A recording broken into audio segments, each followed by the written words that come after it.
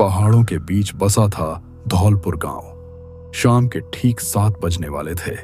तभी गांव के हर कोने से एक अजीब सी घंटी की आवाज गूंज उठी। ये कोई साधारण आवाज नहीं थी, क्योंकि धौलपुर में जब ये घंटी बजती है, रात कभी सामान्य नहीं रहती, और जो उस आवाज को नजरअंदाज कर देता है, वह अगली सुबह किसी को दिखाई नहीं देता। सुनो, सब लोग सुनो, 7 बजने में अब ज्यादा वक्त नहीं है। जो जहां है वहीं से सीधे अपने घर चला जाए। ये कोई खेल नहीं है। खिड़की दरवाजे बंद करो और कोई भी बाहर मत रहना। 7 बजते ही जो बाहर मिला उसकी जिम्मेदारी कोई नहीं लेगा। उधर मुखिया अमर सिंह अपने आदमी को फोन लगाता है। चंदू, सुन रहा है ना? तूने सबको बता दिया है या नहीं? हाँ मुखिया जी, मैंने घंटी बजा दी है। ज्यादातर लोग अपने घरों में जा चुके हैं। बस 2-4 बच्चे हैं मुखिया जी, जो अभी रास्ते में हैं, अपने घरों की तरफ ही जा रहे हैं। ज्यादातर का क्या मतलब है? कोई बाहर तो नहीं रह गया? चंदू, तू जानता है ना 7 बजे के बाद इस गांव में क्या होता है? हाँ मुखिया जी, सब जानता हूं। तो फिर देर मत कर, फौरन उन बच्चों को घर भिजवा। 7 बजने से पहले एक भी इंसान बाहर नहीं दिखना चाहिए। समझ गया मुखिया जी, अभी भेजता हूं, अभी। बिटिया रोशनी, तुमने घर के बाहर हल्दी की लकीर बना दी है ना? हाँ पिताजी, मैंने बना दी है। और दरवाजे पर दिया भी जला दिया है? हाँ पिताजी, दिया भी जल रहा है। अच्छा, सारे पर्दे बंद कर दिए हैं ना?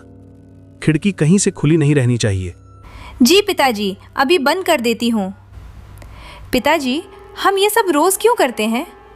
हल्दी की लकीर, दिया, पर्दे, आखिर किससे बचने के लिए? बिटिया, ये सब हमारी सुरक्षा के लिए है। कुछ बातें समझाई नहीं जाती, बस निभाई जाती हैं। ठीक है पिताजी, मैं सब ध्यान रखूंगी। चाय की दुकान अब भी खुली थी। घंटी की आवाज वहां तक पहुंच चुकी थी। शंभू वहीं रुका रहा, बेपरवाह। एक कप चाय के लिए वह जिद पर अड़ा था। बुढ़िया जानती थी इस वक्त रुकना खतरा है। गांव लगभग खाली हो चुका था और खतरा उसी दुकान की तरफ बढ़ रहा था। अरे अम्मा, जरा एक कप चाय पिला दे। इतनी क्या जल्दी मचा रखी है? अरे बावले, भाग जा यहाँ से। 7 बजने वाले हैं। इस वक्त दुकान पर रुकना ठीक नहीं। अरे बुढ़िया, तू भी ना शांत रह। मैं इन सब बातों को नहीं मानता। मत मान, लेकिन याद कर, पिछले महीने हरिया कहाँ गया, जो 7 बजे के बाद घर से बाहर था। अपने बेटे का इलाज करवा कर लौट रहा था। मुझे नहीं पता हरिया कहाँ गया। शायद शहर में ही रुक गया होगा। मेरी बात मान, अभी घर जा, जल्दी जा यहाँ से। घर पहुँचते ही दरवाजे पर हल्दी की लकीर बना लेना और एक दिया जरूर जला देना। अरे बुढ़िया, तुम्हारा दिमाग खराब हो गया है क्या? तू ये सब मुझे क्यों सुना रही है? पूरा गांव गहरी खामोशी में डूब चुका था। हर घर की खिड़कियां बंद थीं, दरवाजों पर दियों की लौ कांप रही थी और हल्दी की पीली लकीरें अंधेरे में चमक रही थीं। रोशनी अपने कमरे में थी। उसने सब कुछ वैसा ही किया था जैसा कहा गया था। फिर भी उसके मन में डर था। ये सब क्यों? किससे बचने के लिए? तभी खिड़की पर एक धीमी दस्तक हुई और उसी पल ऐसा लगा जैसे रोशनी की सांसें थम गई हों। रोशनी खिड़की के पास पहुंची और बाहर झांका। चांदनी में उसे एक परिचित साया दिखाई दिया। वही चेहरा, वही आंखें। तभी वह समझ गई, खटखटाने वाला कोई और नहीं, उसकी मां थी, जो महीनों पहले रहस्यमय तरीके से गायब हो चुकी थी। माँ, आप इतनी रात में बाहर क्यों खड़ी हो? आपको ठंड लग रही होगी, अंदर क्यों नहीं आई? रोशनी बेटा, दरवाजा खोल। बाहर बहुत डर लग रहा है मुझे। ठंड से पूरा शरीर कांप रहा है मेरा बेटा। मुझे बहुत ठंड लग रही है। मैं यहाँ अकेली खड़ी हूँ। जल्दी दरवाजा खोल दे रोशनी। अपनी माँ को बाहर मत छोड़। बस एक बार दरवाजा खोल दे बेटा। माँ, आप इतने दिनों से कहाँ थीं? हम सब आपको ढूंढते रहे। पिताजी रोज आपकी बात करते थे। माँ, सच बताइए, आप चली कहाँ गई थीं? रोशनी दरवाजे की ओर बढ़ ही रही थी कि तभी उसे पापा की कही एक बात याद आ गई। एक ऐसी चेतावनी जिसे कभी नजरअंदाज नहीं किया जाना चाहिए। उसकी चाल धीमी पड़ गई और दिल की धड़कनें अचानक तेज हो गईं। सिर्फ एक हफ्ता ही तो हुआ था जब उन्होंने रोशनी को बहुत प्यार से समझाया था। हर शब्द में चिंता छुपी थी, जैसे उन्हें पहले से ही किसी अनहोनी का अंदेशा हो। रोशनी बेटा, ध्यान से सुन ले मेरी बात। 7 बजे के बाद कभी भी दरवाजा मत खोलना। लेकिन पिताजी, अगर बाहर कोई सच में मुसीबत में हुआ तो? उस वक्त बाहर कोई इंसान नहीं होता बिटिया। जो आवाज आए वो इंसानों की नहीं होती। और अगर दरवाजा खुलवाने वाली मेरी माँ ही हो तब? तब भी नहीं रोशनी। नाम, चेहरा, आवाज ये सब धोखा हो सकते हैं। 7 बजे के बाद जो भी बाहर हो वो इंसान नहीं होता। तो फिर हमें क्या करना चाहिए पिताजी? चुप रहना, दरवाजा बंद रखना और सुबह होने का इंतजार करना, यही सबसे बड़ी समझदारी है। माँ, पिताजी ने मना किया है। इस वक्त दरवाजा खोलने से साफ मना किया है। मैं अभी दरवाजा नहीं खोल सकती। क्यों रोशनी बिटिया, क्या हुआ है? क्या तुझे अपनी माँ पर भरोसा नहीं है? नहीं माँ, ऐसी कोई बात नहीं है। आप पर भरोसा है, लेकिन आप मेरी बात समझिए। मैं अभी दरवाजा नहीं खोल सकती। समझो, अपनी माँ को बाहर छोड़कर तू मुझे समझने की बात कर रही है? माँ प्लीज, सुबह हो जाएगी तो मैं... सुबह? अगर तूने अभी दरवाजा नहीं खोला ना रोशनी, तो याद रखना ये दरवाजा हमेशा के लिए बंद हो जाएगा। फिर चाहे तू कितना भी पुकारे, मैं नहीं आऊंगी। अगर तूने दरवाजा नहीं खोला रोशनी, तो तुम्हें इसका भारी नुकसान उठाना पड़ेगा। रोशनी के भीतर डर उमड़ पड़ा। उसने झट से पर्दे बंद किए और बिना पलटे अपने पापा के कमरे की ओर दौड़ पड़ी। पीछे कहीं से एक ठंडी सी आहट आई और उसके कदम और तेज हो गए। सूरज निकल चुका था। रात का डर अब रोशनी में बदल रहा था। अमर सिंह जब अपने कमरे से बाहर आए तो देखा रोशनी पहले से ही घर के बरामदे में बैठी थी। उसकी आंखों में रात भर की थकान थी। अमर सिंह को सामने देखते ही रोशनी ने चुपचाप सिर उठाया और उसने कहा, पिताजी, कल रात कोई आई थी, दरवाजे पर खड़ी थी, बार बार दरवाजा खोलने को कह रही थी।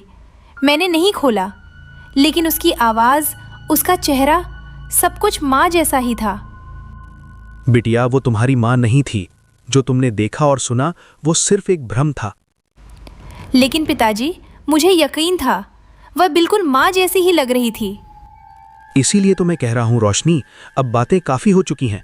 तो मेरे साथ चल, आज मैं तुम्हें कुछ दिखाना चाहता हूं ताकि तुम्हें सब समझ आ जाए। दोनों गांव की सीमा पार करते हुए एक पुराने कुएं के पास आकर रुक गए। वह कुआं इतना प्राचीन था कि उसे देखते ही एहसास हो जाता था, यह जगह साधारण नहीं है। उसकी टूटी हुई मुंडेर, काय जमी दीवारें और गहराई से उठती ठंडी हवा किसी छिपे खतरे की गवाही दे रही थी। ऐसा प्रतीत होता था मानो उस कुएं की अथाह गहराइयों में न जाने कितने अनकहे राज दफन हो। इतनी गहराई की किसी इंसान की नजर वहां तक पहुंचना लगभग असंभव था। बस उसमें झांकने भर से ही दिल में एक अनजाना डर और रहस्यमयी सिहरन जाग उठती थी। ऐसा लगता था जैसे वह कुआं सिर्फ पानी नहीं समेटे हुए है, बल्कि अपने भीतर कोई भयानक सच छुपाए बैठा है। एक ऐसा सच जिसे देख लेने के बाद शायद कोई इंसान पहले जैसा न रह सके। पिताजी, ये कुआं इतना डरावना क्यों लग रहा है? रोशनी बेटा, आज जो कुछ भी इस गांव में हो रहा है ना, उसकी जड़ यही कुआं है। कैसे पिताजी? 50 साल पहले यहां एक आदमी रहता था, बिरजू। वो जमींदार के यहां मजदूरी करता था। एक दिन उसने जमींदार की गलत बात मानने से मना कर दिया। फिर क्या हुआ? गुस्से में जमींदार ने पूरे गांव से उसका पानी बंद करवा दिया। डर के मारे किसी ने उसकी मदद नहीं की। बिरजू भूख और प्यास से तड़पता रहा और एक दिन मर गया। और गांव वालों ने कुछ नहीं किया? वो और उसका बच्चा जिंदा थे। बच्चे की तबीयत बिगड़ गई। उस औरत ने पूरे गांव से मदद मांगी, लेकिन किसी ने एक रोटी तक नहीं दी। हे भगवान! और उसकी पत्नी? तो बच्चा भी? हाँ बेटा, बच्चा भी मर गया। फिर उस औरत ने क्या किया पिताजी? दर्द और गुस्से में उसने पूरे गांव को श्राप दे दिया। और अपने बच्चे के साथ इसी कुएं में कूद गई।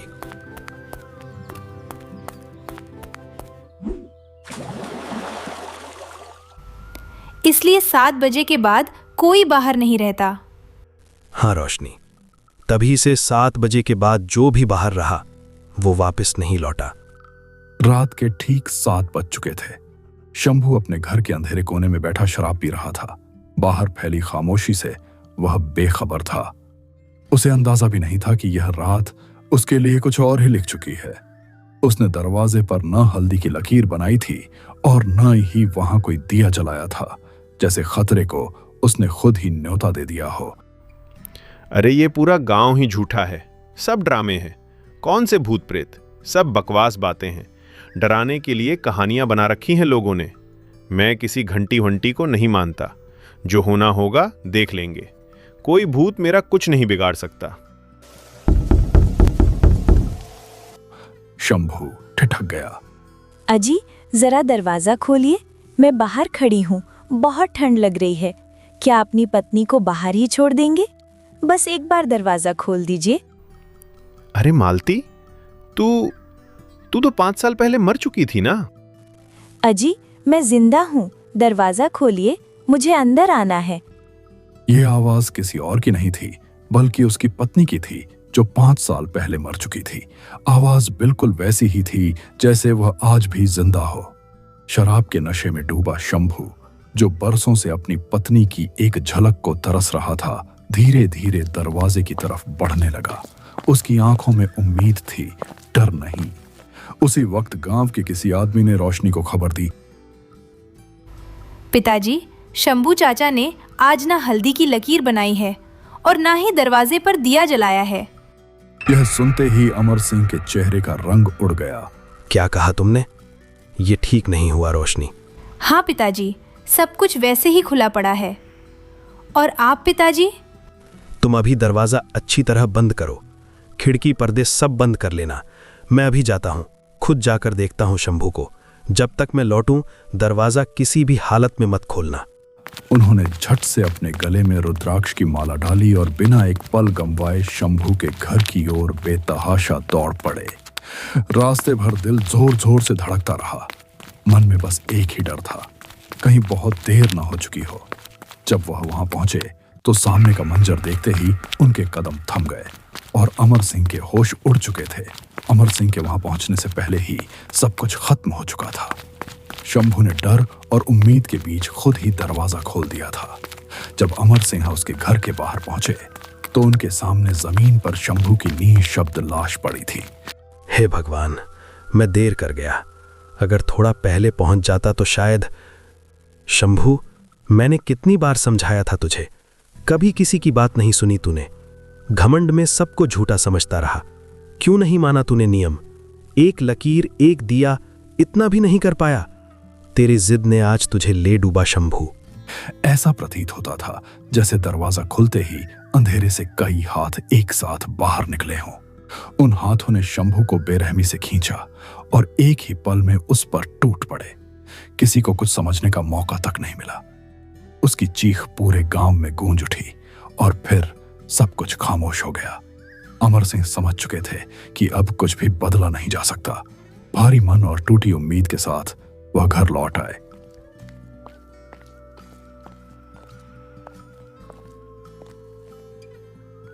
पिताजी, क्या हुआ? शंभू चाचा ठीक तो है ना? कुछ देर सोचने के बाद उन्होंने रोशनी की ओर देखा और गंभीर स्वर में उससे कहा, रोशनी बेटा, अभी इन बातों में मत पड़ो। रात बहुत हो गई है, तुम अब जाकर सो जाओ, सुबह बात करेंगे। मैं भी थोड़ा आराम कर लेता हूं। रोशनी कुछ पूछने ही वाली थी कि अमर सिंह बिना कुछ कहे अपने कमरे में चले गए। वह समझ गई कि अब सवालों का कोई जवाब नहीं मिलेगा। थकी और डरी हुई रोशनी भी चुपचाप अपने कमरे में चली गई और कब नींद आ गई उसे पता ही नहीं चला।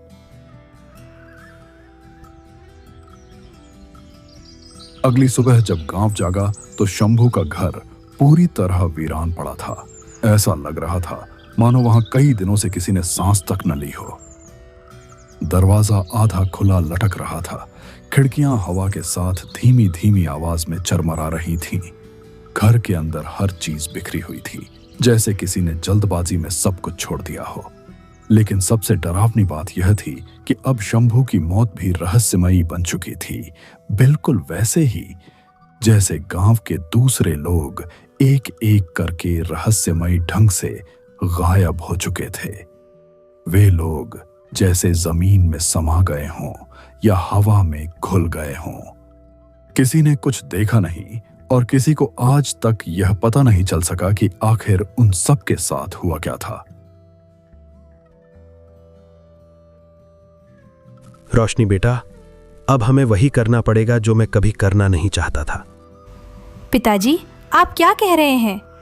मुझे उस कुएं में उतरना पड़ेगा, चाहे कितना भी खतरा हो, चाहे कितना भी अंधेरा क्यों ना हो। लेकिन पिताजी, वह जगह बहुत डरावनी है। अगर शंभू की आत्मा वहां फंसी हुई है तो उसे मुक्त करना हमारा फर्ज है। पिताजी, मुझे बहुत डर लग रहा है, आप संभल कर जाना। बेटा, डर से भागेंगे तो ये श्राप कभी खत्म नहीं होगा। अब पीछे हटने का समय नहीं है। उसी रात गांव के बाहर स्थित उस पुराने रहस्यमयी कुएं के पास अमर सिंह, रोशनी और कुछ चुने हुए गांव वाले आकर खड़े हो गए। घड़ी में शाम के ठीक 6:50 हो रहे थे। आसमान पूरी तरह काले बादलों से ढका हुआ था, जैसे रोशनी को भी वहां पहुंचने से रोक दिया गया हो। हल्की हल्की हवा चल रही थी जो आसपास खड़े पेड़ों की पत्तियों को इस तरह हिला रही थी मानो कोई अदृश्य शक्ति उन्हें छूकर अपनी मौजूदगी का एहसास करा रही हो। कुएं के चारों ओर घना अंधेरा पसरा हुआ था और पूरा माहौल एक अजीब डरावनी खामोशी ओढ़े खड़ा था। किसी के मुंह से एक शब्द तक नहीं निकल रहा था। सभी गांव वालों की नजरें एक साथ कुएं की अथाह गहराई पर टिकी हुई थीं, क्योंकि आज उस कुएं से जुड़ा कोई पुराना रहस्य सामने आने वाला था। ध्यान से सुनो, 7 बजने में ठीक 10 मिनट बाकी हैं। अगर इन 10 मिनटों में मैं ऊपर वापस नहीं आया तो बिना एक पल सोचे ये रस्सी काट देना। पिताजी, मैं भी आपके साथ चलूंगी। नहीं रोशनी, तुम यहीं रहोगी। लेकिन पिताजी, ये मेरा काम है बेटा, तुम्हें बाहर रहकर बस समय का ध्यान रखना है। पिताजी, संभल कर जाना। डरो मत रोशनी, जो करना है आज ही करना होगा। अमर सिंह रस्सी थामे कुएं की गहराइयों में उतरने लगे। यह कुआं सामान्य नहीं था, उसकी तली कहीं दिखाई नहीं दे रही थी। नीचे सिर्फ स्याही जैसा अंधेरा फैला था। जैसे जैसे वह और नीचे जाते गए, चारों तरफ से अजीब सी सरसराहट और अनजानी आवाजें उभरने लगीं, मानो कुआं खुद अपनी कहानी फुसफुसा रहा हो। आ गए तुम भी। लेकिन अमर सिंह ने एक पल के लिए भी कदम नहीं रोके। डर को पीछे छोड़ते हुए वह रस्सी के सहारे और नीचे उतरते चले गए। काफी देर बाद उनके पांव आखिरकार कुएं की तली से टकराए। वहां कोई पानी नहीं था, बस चारों ओर बिखरे पड़े थे पुराने सड़े गल चुके कंकाल, मानो यह कुआं कभी कब्रगाह रहा हो जहां अनगिनत जिंदगियां हमेशा के लिए दफना दी गई हों।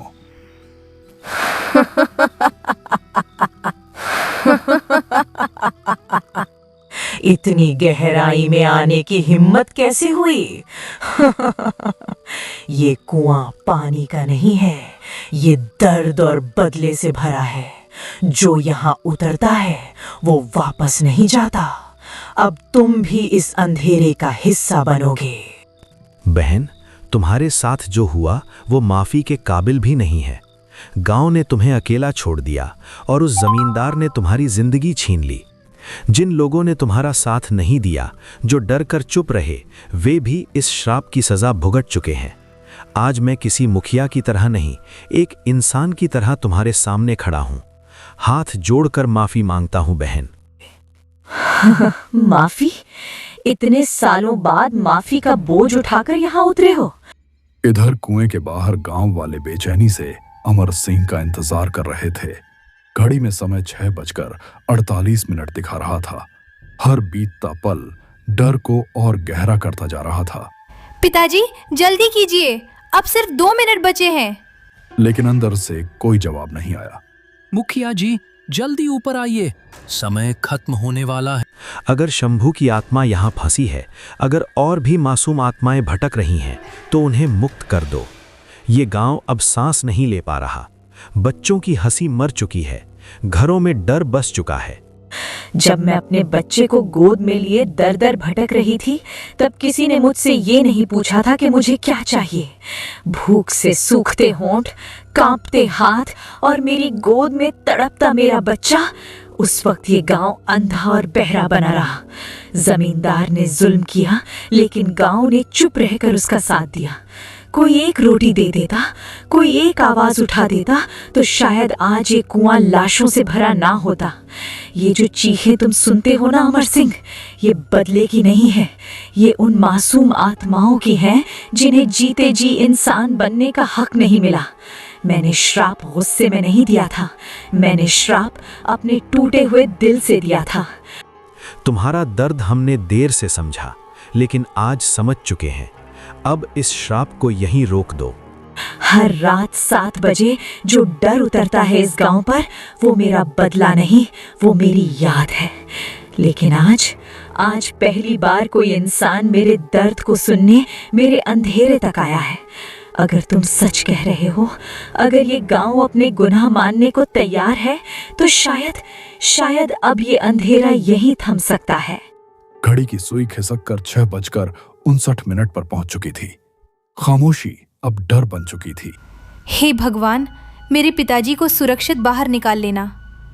पिताजी, अब सिर्फ 1 ही मिनट बचा है, कृपया जल्दी ऊपर आ जाइए। पिताजी! तभी अचानक रस्सी में तेज हलचल महसूस हुई और उसी पल घड़ी ने ठीक 7 बजने का ऐलान किया। घंटी की आवाज गूंज उठी, जैसे किसी अनहोनी की शुरुआत हो चुकी हो। अमर सिंह ठीक समय पर ऊपर लौटा है। उस रात के बाद से गांव में सब कुछ बदल चुका था। 7 बजने के बाद अब गांव में कोई आवाज नहीं गूंजती थी, न किसी दरवाजे पर दस्तक होती, न ही घंटियों की रहस्यमयी ध्वनि सुनाई देती। लोगों को एहसास हो गया था, श्राप टूट चुका है। लेकिन एक रात रोशनी अपनी खिड़की से बाहर झांक रही थी। तभी उसकी नजर दूर खड़ी एक औरत पर पड़ी। वह औरत खामोशी से वहीं खड़ी थी और मुस्कुरा रही थी। रोशनी पहचान गई, वही औरत जिसने कभी इस गांव को श्राप दिया था। मगर इस बार उसका रूप डरावना नहीं था। उसके चेहरे पर शांति थी, जैसे उसका काम पूरा हो चुका हो। उसने रोशनी की ओर देखा और हल्के से मुस्कुराई। रोशनी ने भी अनजाने में मुस्कुराकर जवाब दिया और अगले ही पल वह औरत धीरे धीरे अंधेरे में विलीन हो गई, मानो कभी वहां थी ही नहीं। कुछ कहानियां हो यहीं खत्म हो जाती हैं, लेकिन कुछ सवाल हमेशा जिंदा रह जाते हैं। क्या शंभू सच में कभी वापस आया? क्या रोशनी अपनी मां को फिर कभी देख पाई? इन सवालों के जवाब शायद कभी न मिले, पर एक सच्चाई तय है, कभी कभी हमारे किए गए गुनाहों की कीमत हमें नहीं, हमारी आने वाली पीढ़ियों को चुकानी पड़ती है।